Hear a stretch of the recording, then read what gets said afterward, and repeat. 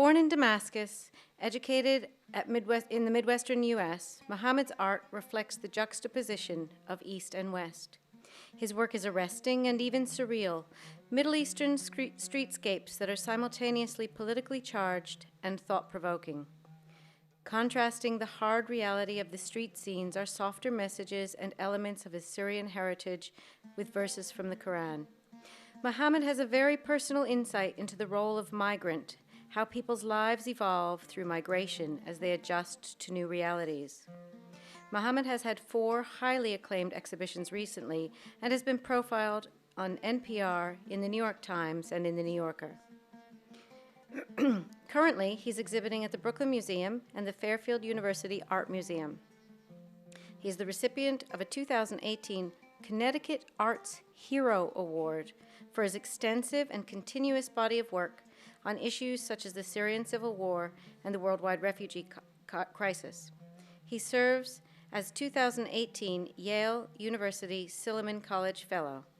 Please join with me in welcoming Mohamad to the podium.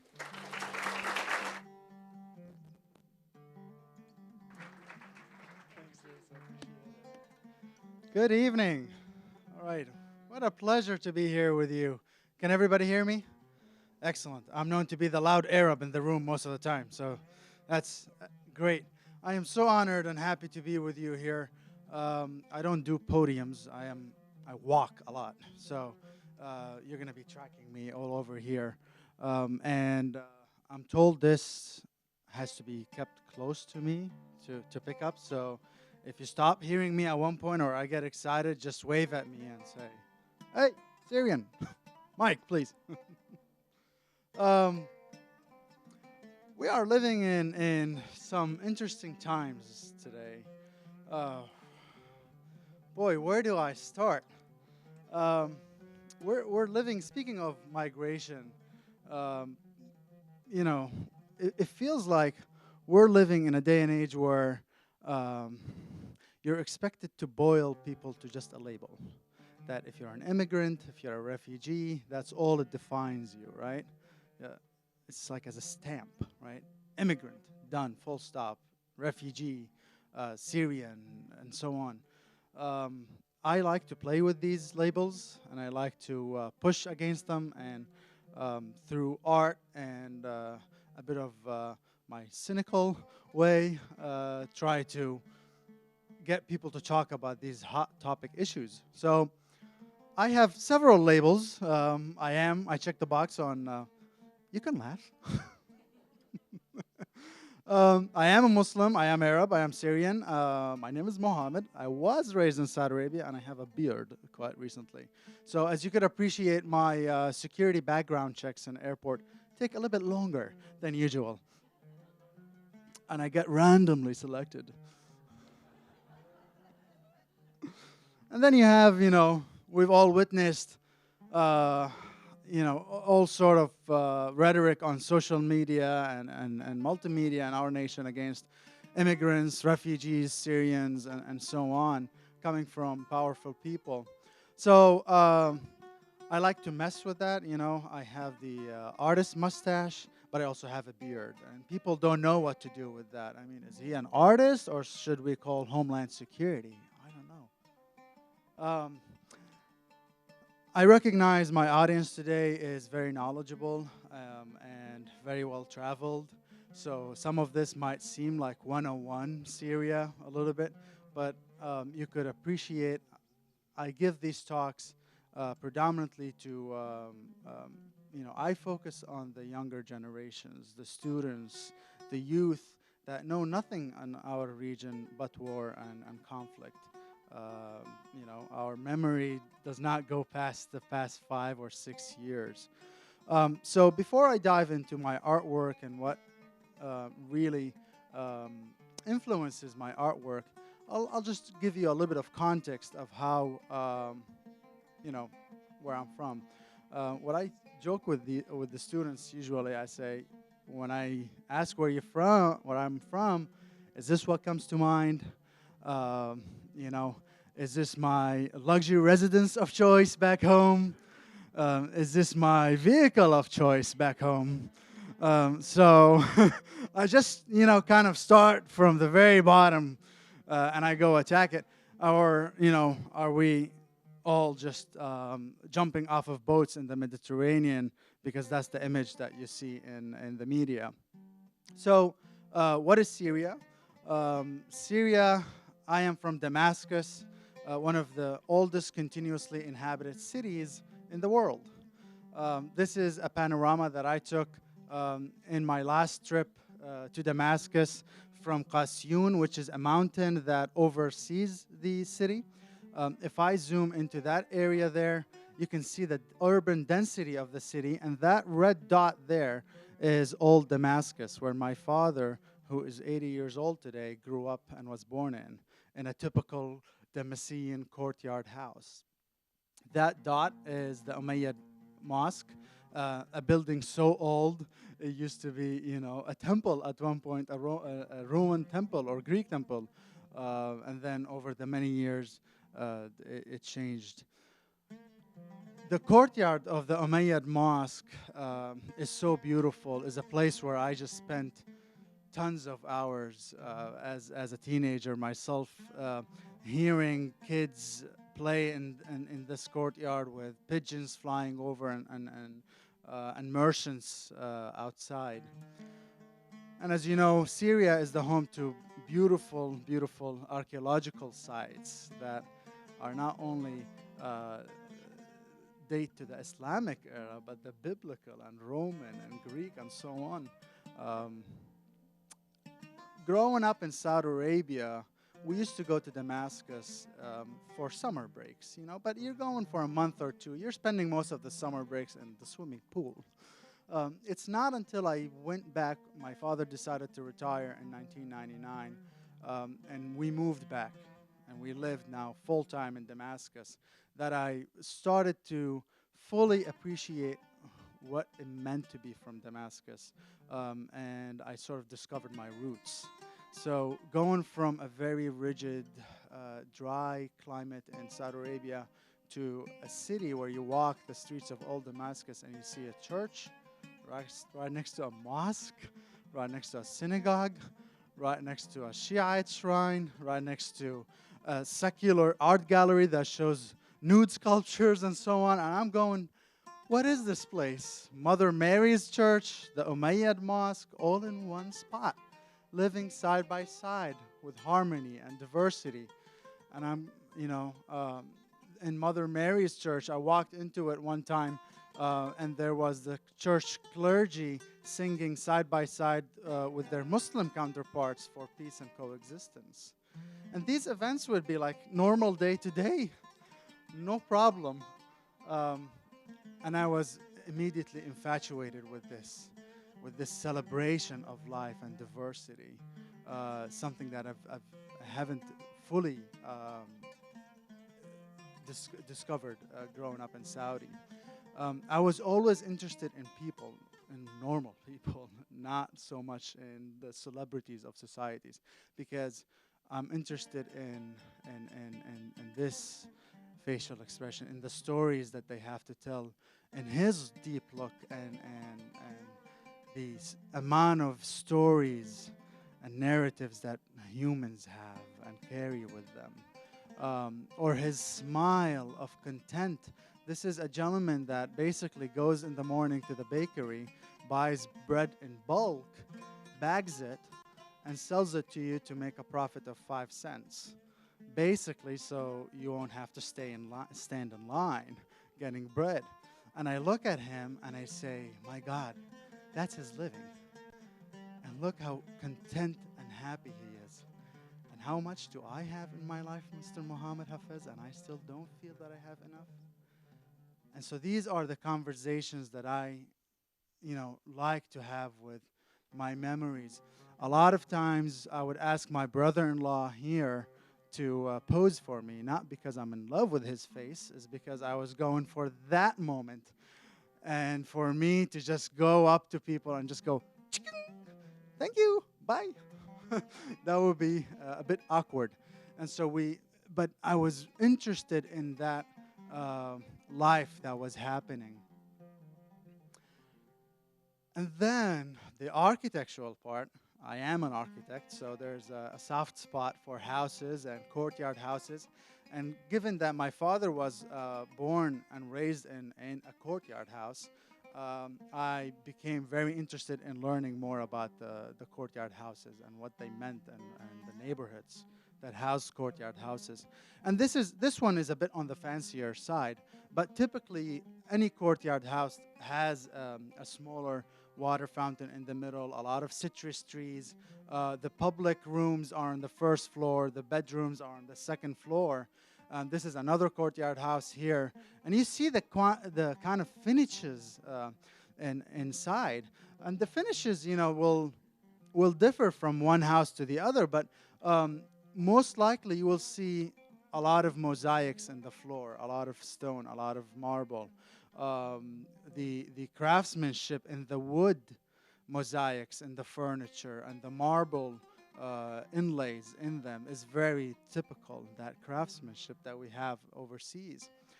And then you go to the front door of the house and it looks like this. And I said, Papa, how come a multi-million dollar interior like this can have a front door like that or like this? He says, well, son, back in the days in these neighborhoods, it was not acceptable for wealthy families to show off their wealth onto their neighbors. From the outside, we were all equal. Some courtyard houses were lavish and beautiful, but some were very simple. From the outside, we were all equal. And I said, okay, well, how did you know? How did you know who was the rich and the poor? He said there was a committee that used to roam the neighborhoods of old Damascus on garbage days, inspecting people's garbages. Rich families would have remnants of rice and meat and bones. Families in need would have nothing in their garbages.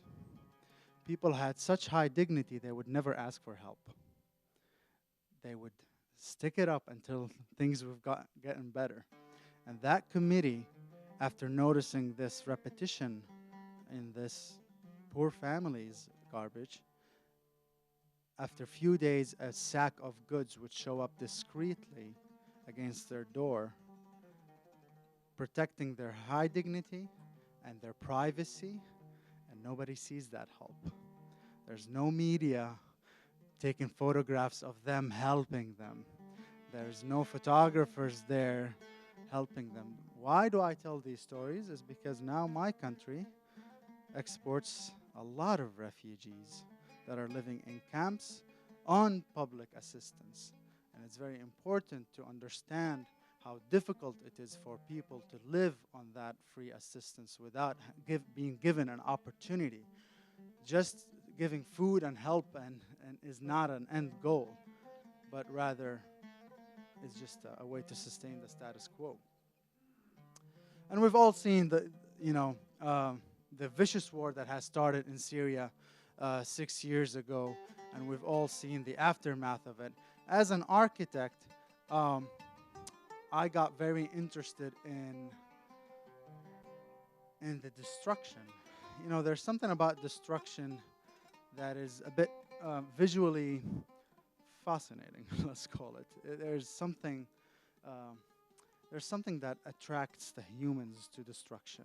There's some curiosity that is embedded in us that, we start to question what had happened here. Is this part of the original building, or is it part of the shrapnel or the bomb that went off? This collective chaos that became our new aesthetic for our cities, I became very interested in and eventually started making models of it. This is the Umayyad Mosque in Aleppo. That minaret is 1,100 or 1,200 years old from limestone. Today, that minaret stands like that or like that. So for somebody that's, interested in architecture and archaeology, how does it feel to see the old souk of Aleppo, a World Heritage Site, stand like this today? Or how does it feel to witness a mother take her last breath in front of her kid, or a father burying his children, or a child selling candy in the streets to make ends meet for because he's the only supporter of his family? And that's the toughest part of the show. It's done. I apologize. But it's important for you to understand what I saw for the past 6, 7 years, what was evident in my social media feed and my conversations with family. What have we actually witnessed?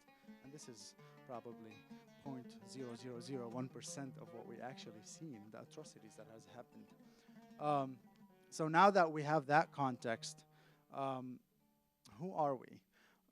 Who are Syrians?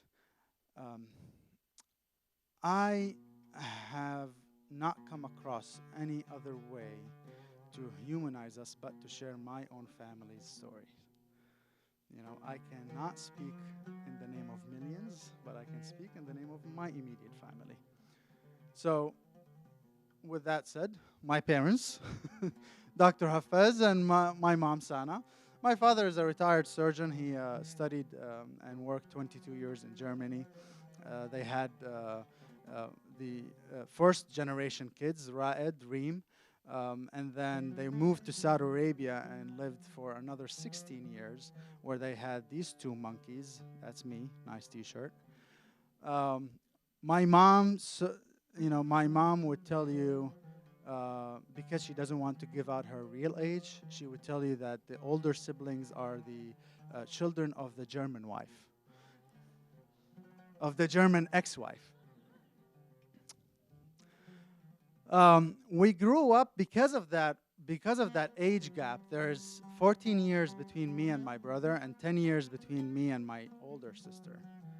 So because of that generational gap, I was 5 years old when my brother was in Iowa State as a student. So we grew up visiting them when they were in college, and we were going, to all sort of American cities. I came here very familiar with the United States. I went through a little bit of culture shock, but, it wasn't as bad. And then, 15 years later, their kids at the same spot. This is my nephew and my niece. This is me as a child with my Legos. I only played with Legos. I did not like sports. I did not like anything that smelled like sports. My parents would say, "What do you want for your birthday?" I would say, "Legos." "What do you want for, Eid?" "Legos." "Have you not had enough Legos?" "No." And Legos. And they would buy me the Lego. And Legos come with a little manual to put it together. I put it together according to the manual one time. And then I break it apart because I want the pieces to build what I want to build. And these things looked like this. So why Iowa State? Because he went to Iowa State. She followed. He became a computer engineer. She followed and became an interior designer. And I was the little monkey that grew up walking and running around Iowa State campus. And it became a dream for me to follow their footsteps. And I went for Iowa State eventually and got my architectural degree. This is my immediate family as well. This is my mom, nephews, nieces, and my two sisters today. Notice that my sisters wear the hijab. My mom doesn't wear the hijab. She's not punished to not wear it. They're not oppressed to wear it. End of story. This is our house. My father, before retiring, he recognized that a lot of his children are now building careers outside of Syria. They're having jobs in America and a life, and most likely they're not going to be living in Syria full time. So he decided to build a family house. And he put all his savings in the house. He worked with an architect. I think a big portion of why I am an architect is because I witnessed this experience here. And this is our garden. This house witnessed endless nights of family dinners and endless talks up to 5 in the morning. Um, Dinners like this. Uh, this is not Thanksgiving dinner. This is Friday's dinner. Everybody you see in the photo are either a cousin, aunt, or uncle. We're like your big fat Greek wedding, only the Syrian version. Seriously, cousins, aunts, uncles. And my mom cooked this whole thing. And if you come to my mom and you say, I don't eat, meat, I'm vegetarian, she's going to look at you funny and go, what you mean you don't eat meat? Don't worry, I cook lamb.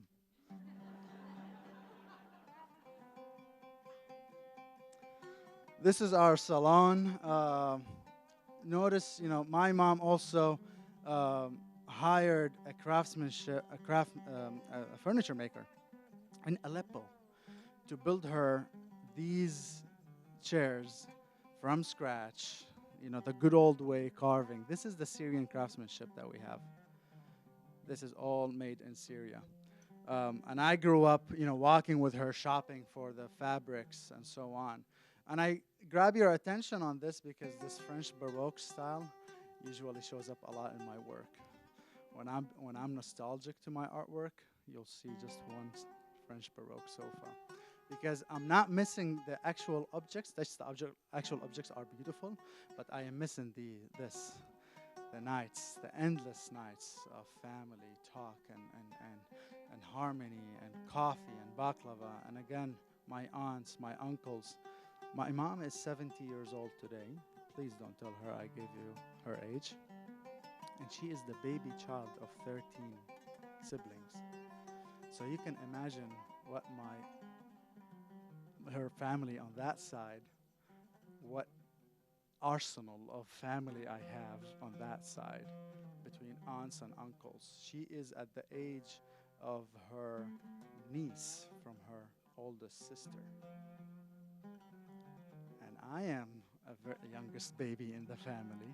So I grew up with a lot of gray hair and a lot of culture and a lot of heritage. There was no nonsense. Everything was the good old Syrian way, son. This is how we do it. And that's what, I was immersed in this after growing up in Saudi Arabia for 15 years. I only got a taste of that for 4 years before I jumped back here to get an American education. And that's all I have. And that's why I'm a bit in unsettled nostalgia. I'm a bit reminiscent to that golden age that has just been locked in time. Our house sits today like this, wrapped up, and the paint is peeling off and so on. And the fussy architect in me will fuss about the paint and the architectural elements, but in retrospect, in the scheme of things, our family has been extremely blessed to have all siblings alive, to have my parents alive, to have safety and jobs and an ability to pull out my parents out of the war. It doesn't make us any better than those who couldn't. It doesn't make them any lesser than we are.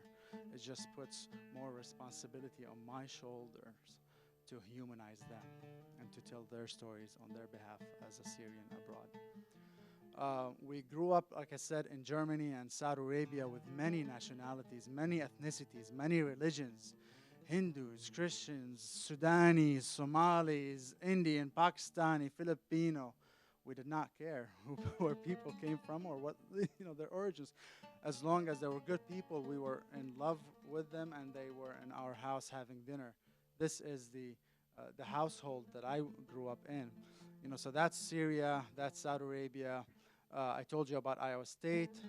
Today, my sister lives in Chicago. I live in Connecticut. My brother lives in Dubai. And we grew up in Germany. And my youngest sister is now in Sweden. Our collective family has visited these countries. And our collective family has made friendships in the blue dots here. So what I'm trying to say here, well, where's home for me, right? Where's home? What's the definition of home? The way I see it, this whole thing is home. Home is where peace and tranquility is where you are able to sustain a good life and be a good human and give back to your immediate um, surrounding. Yes, I am, originally Syrian and Arab and grew up in the Middle East, and that's home. But I'm also a proud Syrian American that is living and designing buildings in the American skylines. That is home as well. That home does not fight with this home. They don't contradict each other. They thrive and work with each other. Uh, and it's very, the day and age that you kind of live and die in one spot and work in one spot, I think it's long gone. Yet we are still talking about homes and nationalistic ideas and building walls between us and other nations as though we are still living in that day and age. So as I said, I'm a full-time architect working for a firm in New Haven. The firm specializes in tall, high-rise, pretty much skyscrapers and headquarters. 6 years ago, I was the lead designer for this 60-story tower in Houston named 609 Main. This is me standing underneath it, probably looking up at the tower and going, oh my God, they actually believed me. So this tower today stands in Houston, finished like this. And you won't miss it in the skyline because it's the only one with the chopped top. They thought the Syrian would try to fit in. 609 Main is 60 stories tall, and it's the home for big corporations, including United Airlines today. This is a close-up of what we call, the curtain wall of the building with stainless steel and aluminum. I like showing this because this is my bread and butter in my day job, and you'll see in a moment my night job, and the contrast between the day job and the night job is just bananas. This is, the lobby of 609 Main. My, cup of tea is interiors. I'm known in the firm for crazy interiors.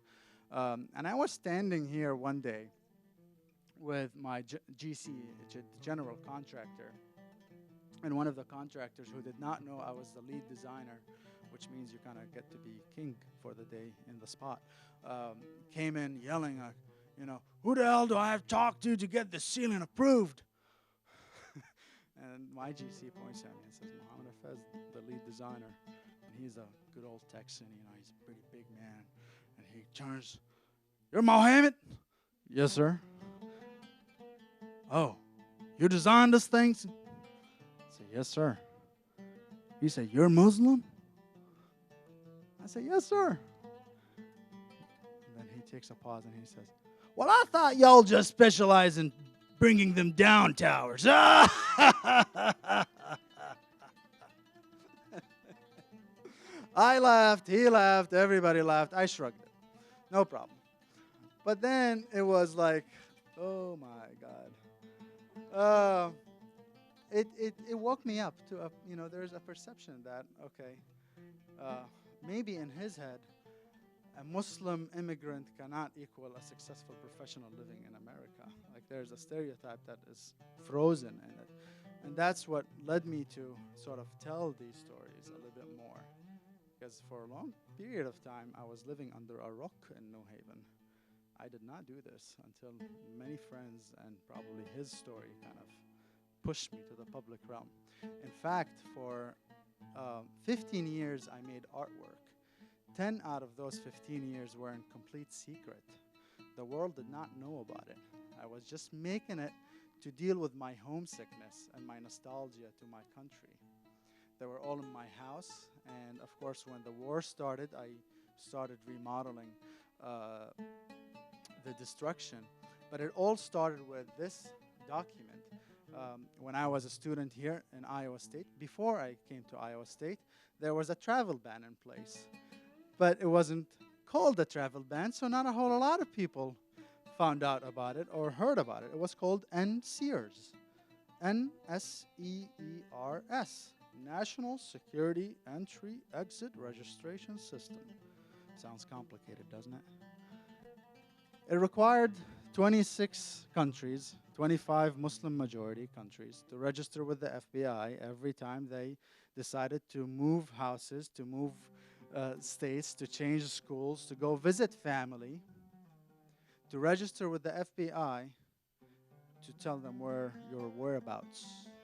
Remember in the Bush administration post 9/11, they were talking about the axis of evil. Syria, Iran, and Hezbollah, and a whole bunch of jargon on media get you afraid and more afraid of Arabs. Yep. I was a Syrian back then, and the aftermath of that is I got stuck here 8 years, not being able to visit my house and my family that was well before the war, that was having all of these dinner parties and my sister weddings and my nephew births and my niece's birthdays. My security background check to obtain a student visa here, I thought it would take a week. I said, I'm a son of a surgeon that used to come here every month or used to come here every year to visit my siblings. They went to Iowa State. We have nothing to hide. We have nothing to be afraid of. We've come to America a dozen times before it's my turn to come to Iowa State. My visa is going to take no time. My background check for my student visa took a year and a half to process. And I came here, they stamped my passport, this bloody thing back there, as a single entry only. Single entry only. Meaning, every time you think about visiting back home, you're going to apply again for a new visa in the American embassy in Damascus, going through the same background check. Now you tell me, what university or what school would wait for you a year and a half to go for Christmas break or summer break? And so that made me very nostalgic and very homesick and exiled. And my way to cope with that exile is to make more sculptures. That's how I started. I'm an architect. My medium at hand, thank God, is architectural models. So I slapped a couple things together, and the next thing you know, I made this. And I recognized that, okay, this was fun. I put a lot of detail in it, and I was able to connect to home. And I said, well, stop whining. If you can't go home, recreate home. So during Thanksgivings and Christmas breaks, when everybody around me were with their families in the Midwest and so on, and I was the only kid in the big architectural building, a huge building, blasting my Syrian music because nobody was around, I was making these things. And I was detailing them, and more and more. And the people that I remembered, the people that I showed you their photos earlier, started showing up in my work. And for 10 years, I've cast in plaster a lot of my work. And I would, kind of challenge myself, because cast plaster is a brittle material, but also a new material. Well, how do you make a new material look like a 1,000-year-old wall? So that gave me the skill to sort of add an antique finish, and I kept trying and I kept trying. Then I got interested in calligraphy and graffiti, and the fact that architecture can also tell the narrative of its inhabitants without the actual human figure. But the power of graffiti or calligraphy on walls was very evident in my brain. This was 6 feet wide, and then my appetite grew up tremendously. I had such, I don't have patience. Believe it or not, I have no patience. I want to go, from here to there in, split second. And this material becomes very challenging because it's a brittle material. It's heavy. You have to reinforce it, and you have to reinforce the walls that carry it. So it pushed me to a new medium. This is my studio in New Haven. I have 15-foot ceilings. I have stainless steel shelves on one side and one blank wall on the other side. This is all bunch of found objects categorized in bins. it's not chaos, it's organized chaos. And they're all found objects. And so you could see here, I have bins of radio bulbs, of nails, of paint, of fabric, of clock parts, of miniature doll houses, of dried plants, plaster, fabric, plastic, LED, Christmas ornaments, women earrings. Hint, hint. Eh? Because these found objects are at a perfect scale for a miniature work. And so I started making art this way. And the result was this. This is 6 feet wide, again, but the three-dimensionality of it, if I were to zoom into here, this piece is called Unsettled Nostalgia, you can start seeing some of the details. And the human eye is so trained. I realize I don't need to make everything from scratch for you. If something looks like a satellite dish, is at a size that is at a right scale in my work, your eye is going to see it as a satellite dish. It's an acorn originally, but in the piece, it's a satellite dish. It could be a Gulf tea, but you see a speaker coming out of the minaret, right? It could be shingles here, but in fact, it's wood bark that I cut up in small details, and so on. And so this way gave me so much freedom and ability to go much deeper in the work and depth-wise, but also much lighter. And very quickly remember the destruction photo I showed you started surfacing up in my work because I was very interested in this new aesthetic our cities have taken. So this is Baggage Series, where you see that grayness showing up. This is traveling across the United States right now with an exhibit called Baggage Claims. It's a group show, and it will be at the Walker Art Museum next in Minnesota. And I started making more and more work. And those minarets that disappeared from our history, they started showing up, topless minarets, in my work. And the work sort of remodeled the destruction, but then in the middle of the destruction, there was a verse of the Quran that said, "Do not think that God is unaware of the deeds of the wrongdoers. Surely there will be a day where they answer to Him for their actions." I felt that I could not console a family that buried all their kids with an earthly language. In our region, people are mostly predominantly believers, Christian, Muslim, Jewish. You have to speak a spiritual language to console the troubled souls that have witnessed such atrocities. So a lot of times I juxtapose Quranic verses with the work, and that's what you start seeing here in my work. So coming from that region, well, how do you criticize? How do you criticize these police states that you can lose your life just for criticizing? You make art, and His Royal Highness is up here in his palace, and his army is down there, as though he has uprooted the country. And His Royal Highness, while originally it started as a political commentary about the Arab Spring, I took it to the second challenge. How do you comment on the global problem of such tyrants? His Majesty's throne. And His Majesty's throne is a very simple diagram.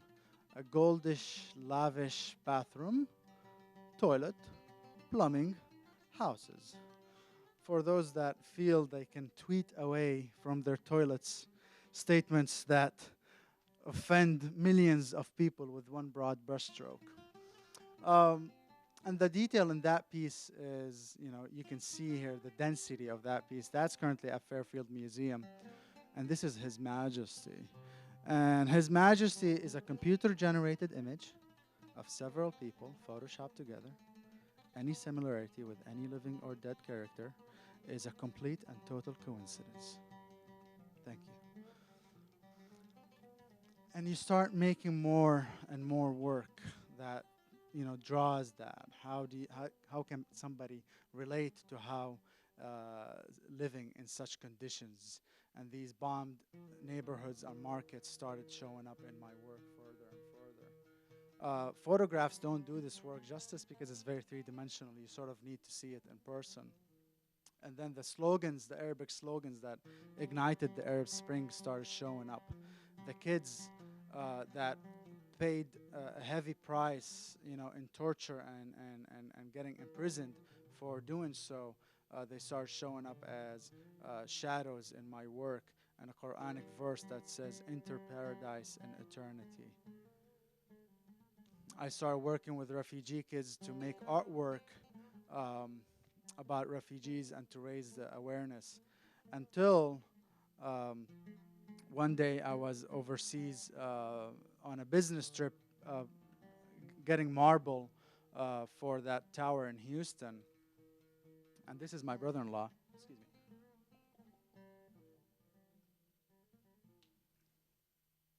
Boy, I talk a lot.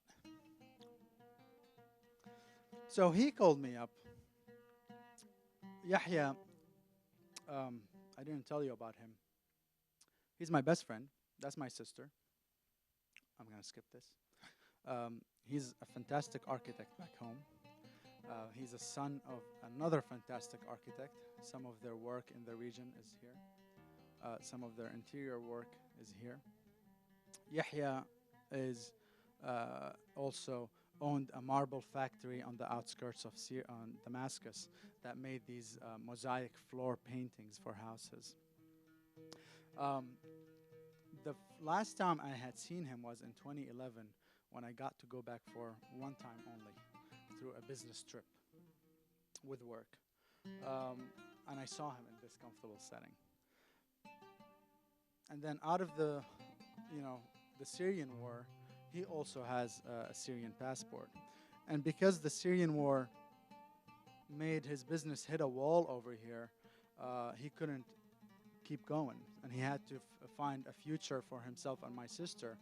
And with a Syrian passport, none of these countries will issue you visas, similar to my situation, because, again, you are an intending immigrant. Yes, but we are educated and we have businesses and we can contribute to your economy and start a business in yours. Nope. Denied. Okay. And that's the situation with a lot of the Syrian mines. The reason that you heard people went to Europe is because all of the doors here are shut.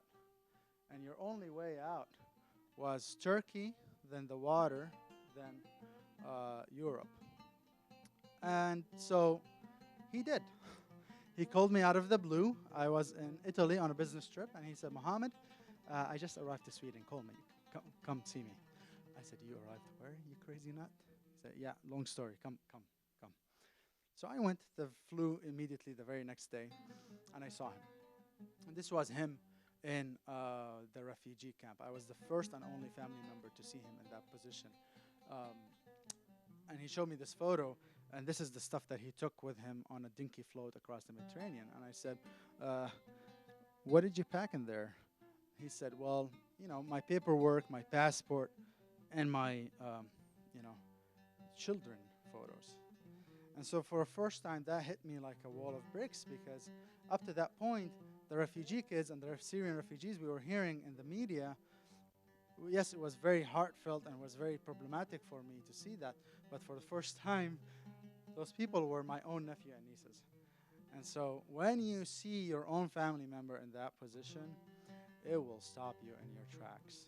And I think that's what happened with me. He was so happy to see me. I was such in shock, you could tell. This is where he was resettled originally in a village called Virstad.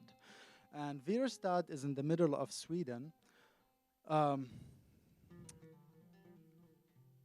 There's a perception out there that immigrants and refugees come from nowhere, from no established lives whatsoever, from nothing to lose, and they're coming here to take our wealth and money and jobs. Sounds familiar? So, as an architect, I like to look at comparisons on the same scale. Um, Wirstad, at the same scale, Damascus. Damascus urban photo, Wirstad. Wirstad had one street, one market where you bought your cigarettes, milk, and jeans. That's it. This is your Home Depot meeting Walmart, ShopRite, the whole 9 yards, right here. 4 houses and an abandoned school that was turned into a refugee resettlement center.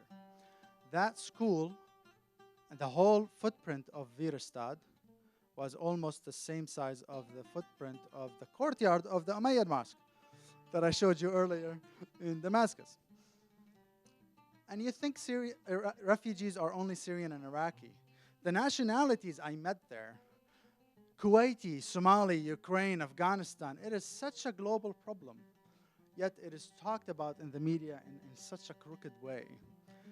And so I came back wanting to talk about this and to humanize. Not to romanticize, but to humanize. How do you talk about a big global problem like this, right, that reflects the actual international problem? How can you tell somebody what is so devastating on ground that puts somebody and their 2 and 3-year-old across the Mediterranean in a dinghy at night in the winter, knowing that 50% chance that thing is capsizing? What is that state of mind that people get to?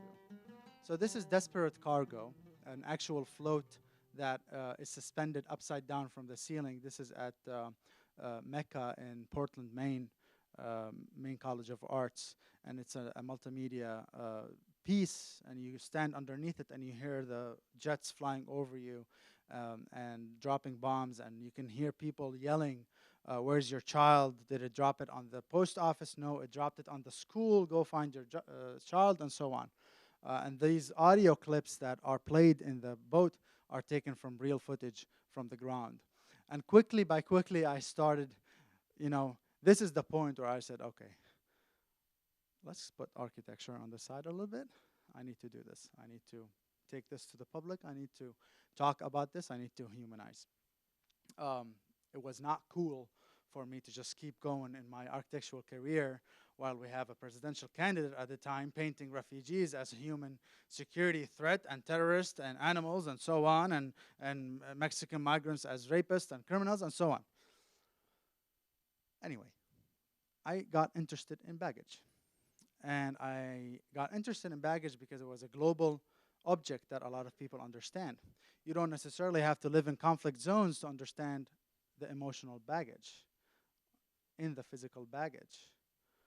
So I started making more and more work in suitcases, French Baroque couches, chandeliers start popping up. Does this look familiar to you?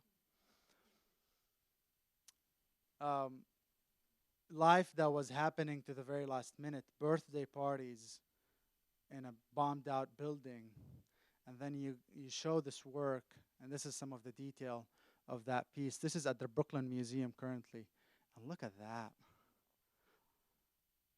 That made the hundreds of hours into this worth it, because now there was an educational component to the work.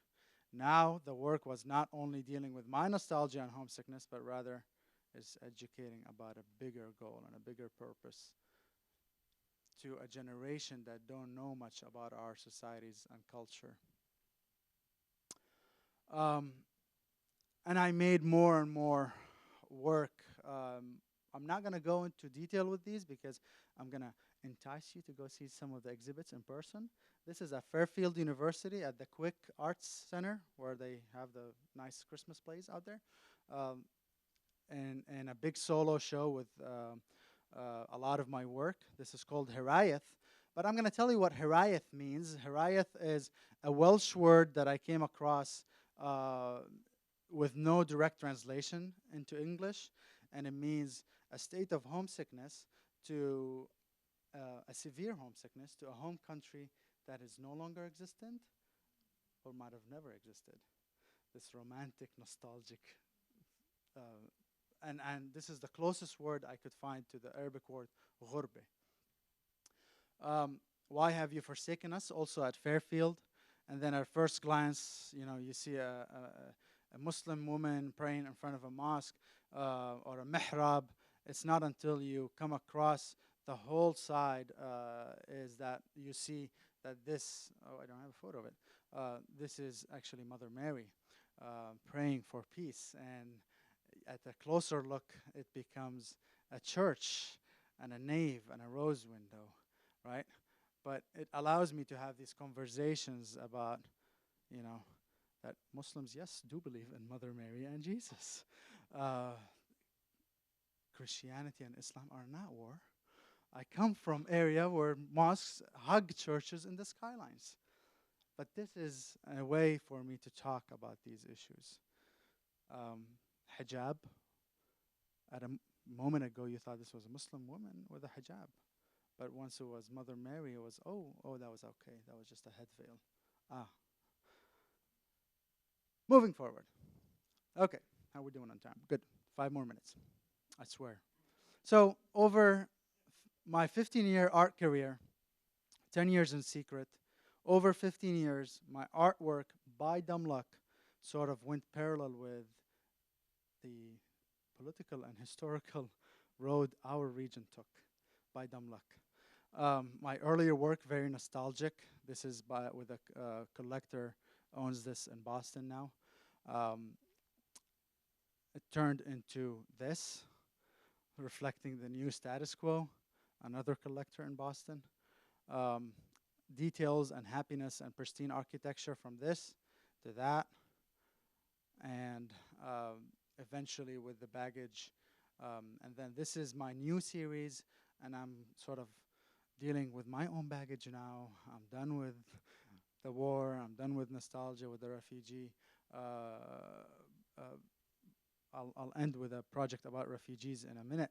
But now I'm working on 10 of these frames that are sort of mirror frames. You expect to see your reflection in the mirrors. What I see is these memories that I held on to.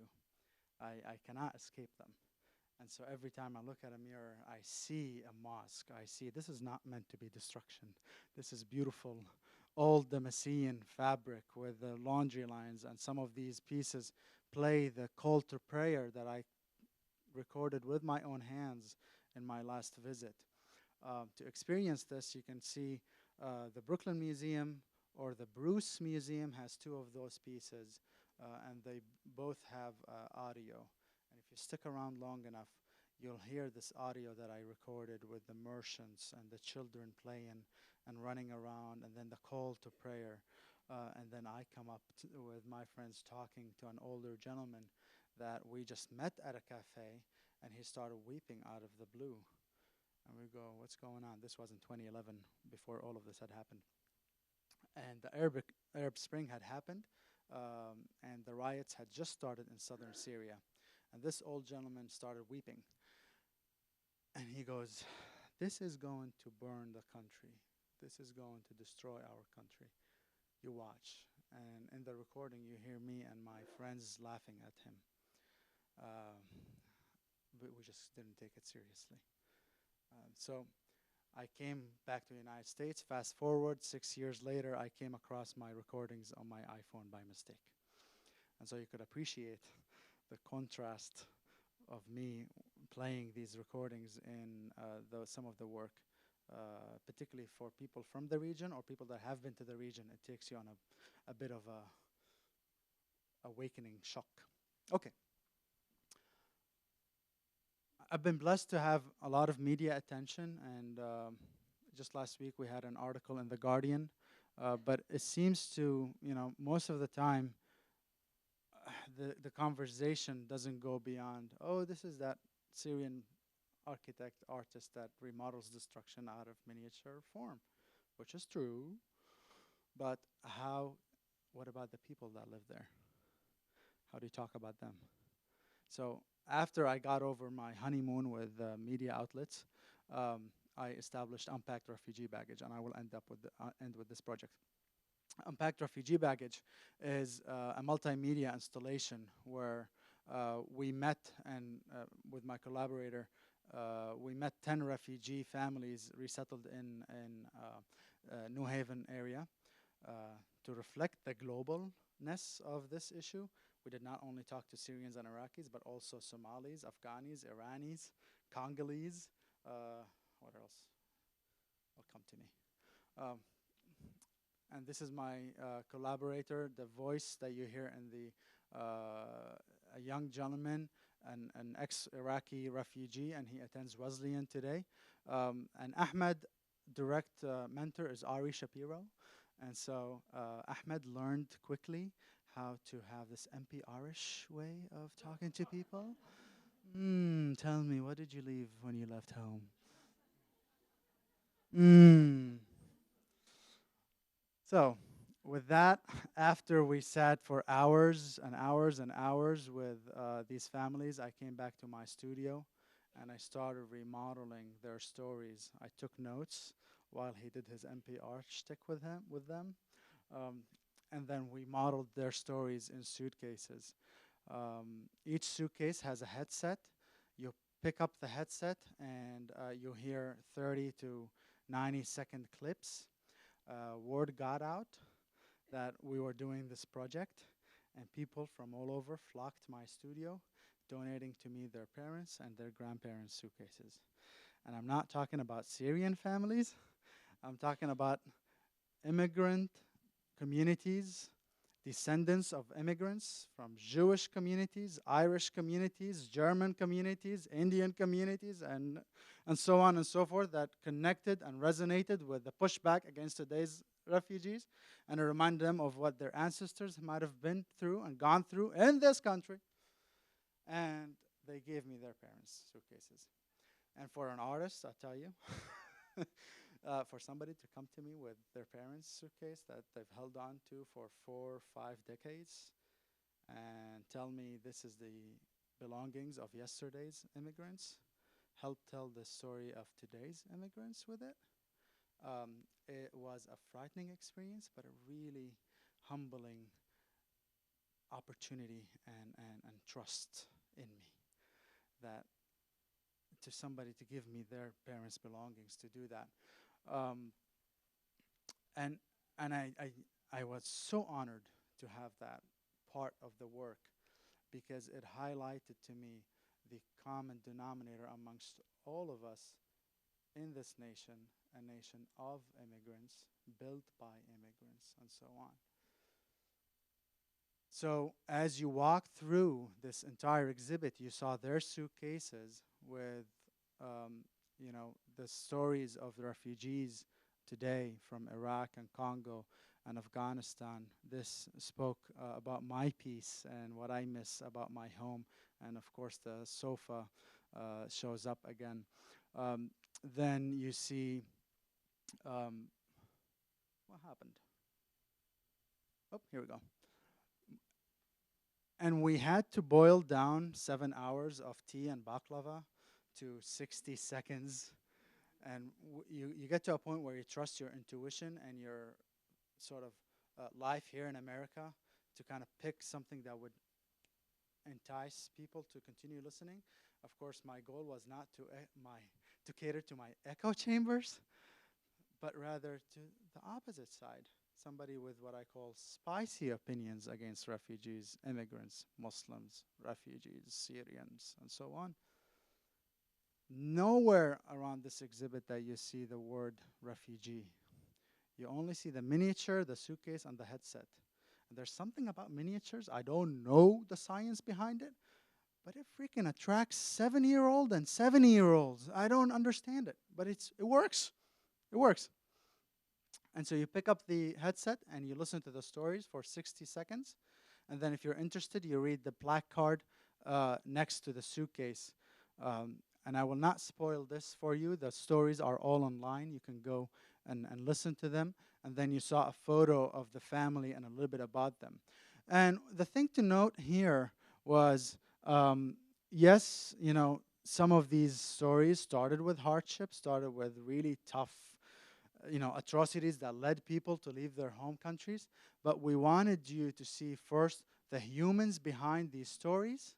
Joseph, that today drives Uber around town and makes, minimum wage income supporting a family of six.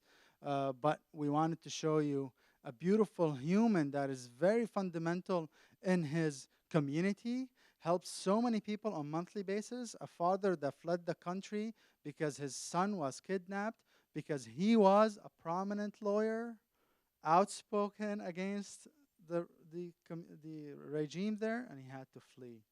Today he drives Uber. But my chance is, what are the chances people would dig into his story and relate to him? We wanted for the audience to, instead of Afghanistan and thinking war and destruction, to see a beautiful soul named Farishte, her mom, her husband. Farishte came here 6 years ago. She was in Iran. She established a secret underground school for 300 refugee kids. They were not allowed in the Iranian school system because they were simply undocumented refugees, and she took it upon herself to teach them in a secret underground school, defying one of the most brutal regimes in the region. And I've known Farishte for 6 years, and I came to her and I said, Farishte, Dia, I knew you for 6 years. You've come to my house. I come to your house. We sure had a lot of lamb together. How come you never told me this story before? Did I really have to bring in the NPR guy to get you to speak? And her response was phenomenal. She shrugged her shoulders and she said, well, I didn't think it was a big deal. And I said, Farishte Dia, do you understand the perception of a Muslim Afghani woman wearing a hijab today? Some powerful people might even argue you're not allowed to speak next to your husband in front of national television on public stage.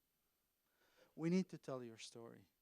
You have to trust us with your story. And she was very hesitant at the beginning. And then she kind of said, okay. Until this very day, she says, well, yes, I told you to go to tell my story, but I am still very afraid of the regime and what they do. And of course, for my home country, it's very easy to think about destruction in Syria and so on, but I wanted you to see, beyond that. I wanted you to see a family that left their cup of tea thinking they're going to be back home after 6 hours. Well, it's been 6 years since they've been back to their house. But today, that hardship does not define them. It's just a part of the story. It's not the full story. Today, Ghina and her brother are amazing honors roll students that are attending a private academy on full scholarship. Their father just established a restaurant in Orange, Connecticut. They're doing great. They're helping and they're contributing. And so while a lot of these, stories similar goes to Iraq, Iraq, what is there in the contemporary history, in the contemporary years? But we wanted you to see Maher, a fantastic photographer, an artist that worked every imaginable minimum wage job until he, started doing more and more of his amazing photography and ended up working for Google in New York City. And so some of these families helped me, through my artwork, apply my motto, what I believe in. And it's a verse from the Quran that says, O people, we have created you all male and female and have made you into nations and tribes so that you would recognize each other. You would work with each other. You won't build walls. You would work, embrace diversity. A lot of these stories start with hardship. A lot of them start with difficulty that led people to leave, but that's not the full story. That's part of the story. What they are doing today as humans is also a big part of their stories. The fact that my brother-in-law today is in Sweden, that welcomed him. He happens to be in an area that is in high demand for architects. He is doing great. He just finished several architectural projects, established his firm, and he is now contributing to the host society that welcomed him. He is now living with my sister and their two kids, and God willing, I will be with them this Saturday, inshallah, in their new home that they bought. I have yet to meet these two monkeys in person because, again, of the visa restrictions, but hopefully soon we'll be reunited. And so he bought a house and he's, again, giving back and contributing. I don't want to romanticize through my work. I want to humanize. I want to encourage conversation. I believe that if people invested in learning about each other, undoubtedly we're all afraid of the unknown, of communities, of countries that we don't have full experiences in. But that shouldn't be the stop. Certainly should not be the reason to allow powerful leaders to use that as a fear-mongering tool to get more votes here and there. And hopefully, when we reach this point of understanding and conversation and embracing diversity in a country of immigrants, if there's one country in this whole world that should embrace its immigrants' roots, it's this one. In past February, this current administration took out the description of America as a nation of immigrants from the statement on their immigration website. Check it out. Apparently, we're no longer a nation of immigrants. And so I believe that I have a duty to go out and as an architect, build bridges between people, not walls. And hopefully, little by little, we get to a day where you don't see another travel ban, when you don't see another poor student having to be exiled 8 or 10 years away from his family. You get to a day and age where I tell a Syrian refugee and an Iraqi refugee there is more than war and conflict to your roots and your history, and you should be proud of it. And we get to a day and age where I tell my American neighbors, I love you, you're my neighbors, this is home to me, and I hope we can all work together for a better future for our American home. God bless you all. Thank you very much. Thank you.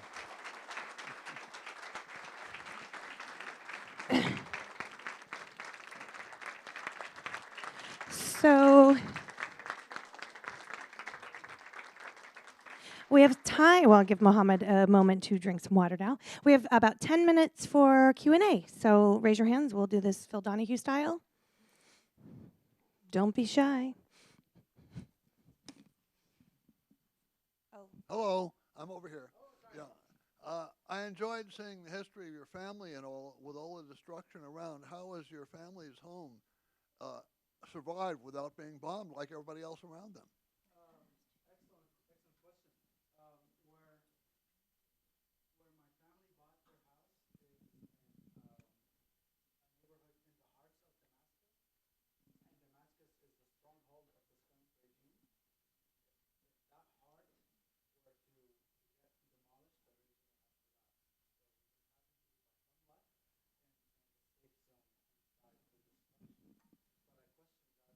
But I question that a lot. Yeah, Lisa, can you give him one that back? Because I have two back. I questioned that a lot because originally my father wanted to become an English teacher and not a doctor. And I keep asking myself, had he remained as an English teacher in Syria, he could have never afforded the house where we live today. And probably we would have lived in the outskirts, and God knows if we would be alive today. And so I always question, why am I here? What am I supposed to do with that? Yes. It was an honor to hear you speak. Thank you very much. So after receiving the visa where you couldn't actually leave, Yes. what is the status of your visa now? Or, I mean, Uh-huh. does it change after a period of time? I know very little about immigration law. So what has happened in the last? So I went in the last 10 years, I went from a student visa to what's called an H-1B visa, which is a working visa. And then through the working visa, my company applied for me to be a sponsor, and I got a green card. So I'm currently a permanent resident in the United States. I'm not yet a citizen, but I'm a permanent resident, and that allows me a lot more freedom. But the question, now that I was able to leave America and come back, now I wasn't able to go into my own country anymore because I would be drafted to the army. You're welcome. Yes. My pleasure.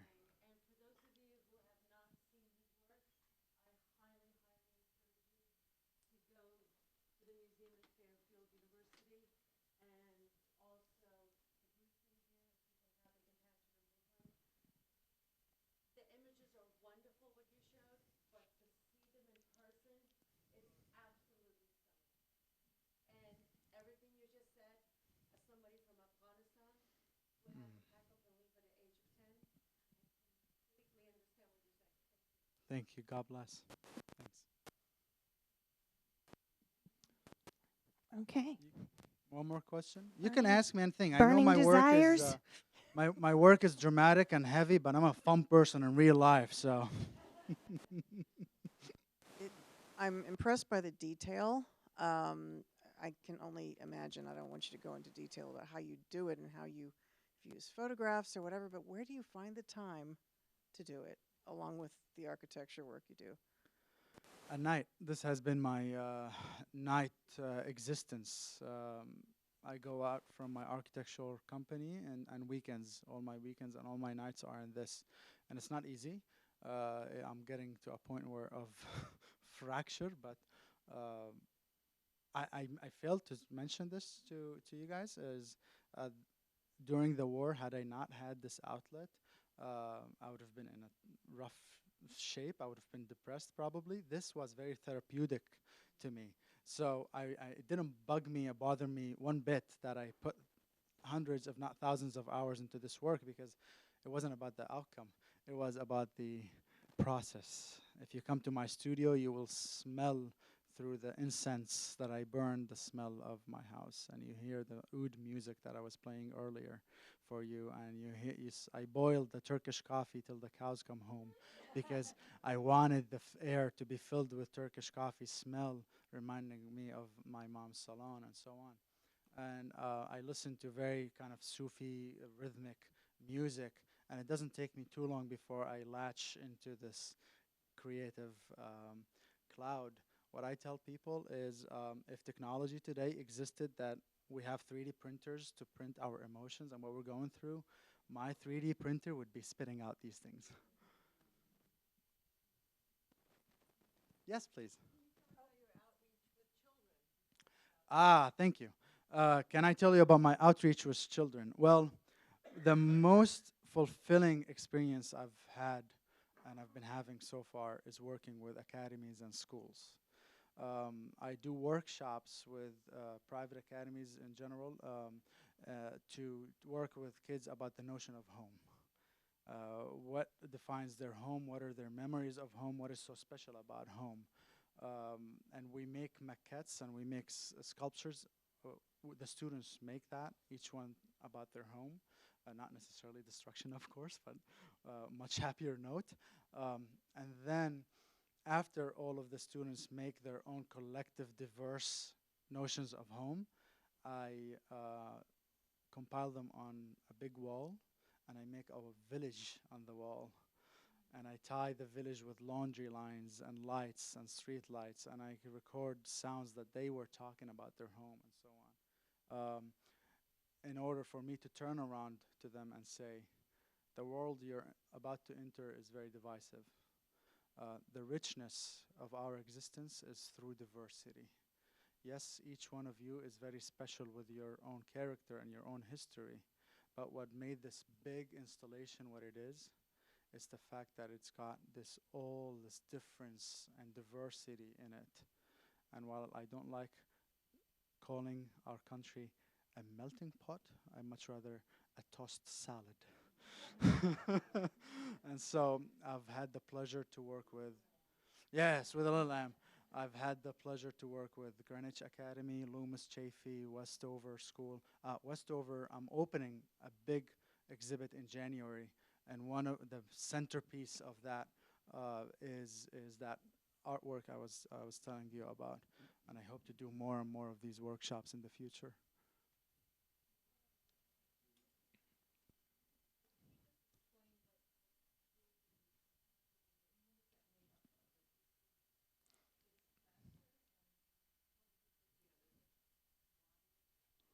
Mm-hmm.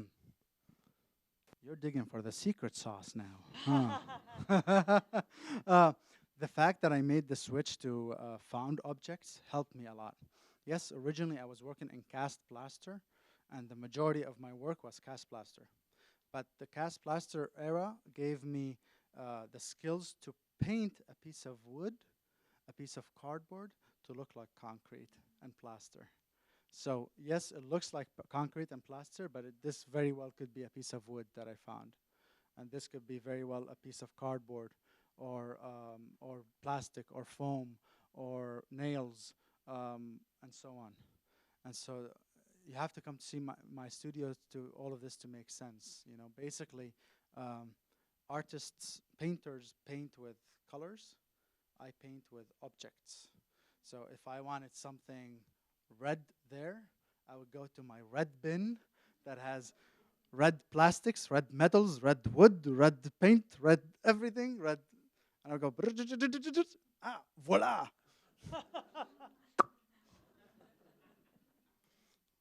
You make it sound so simple. Yes.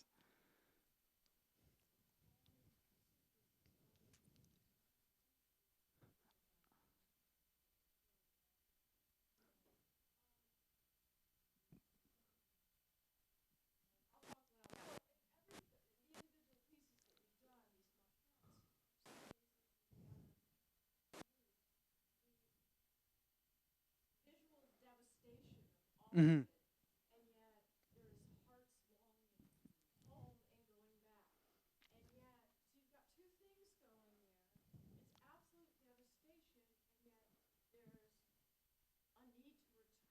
Right.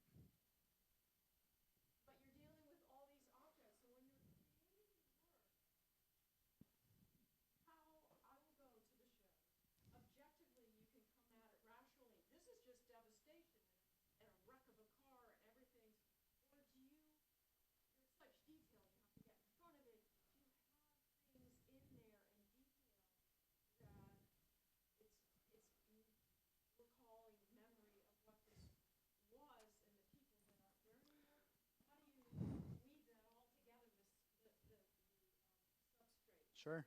Um, so this is part of the unpacked refugee baggage work that I've done, the series of suitcases telling the refugee family stories.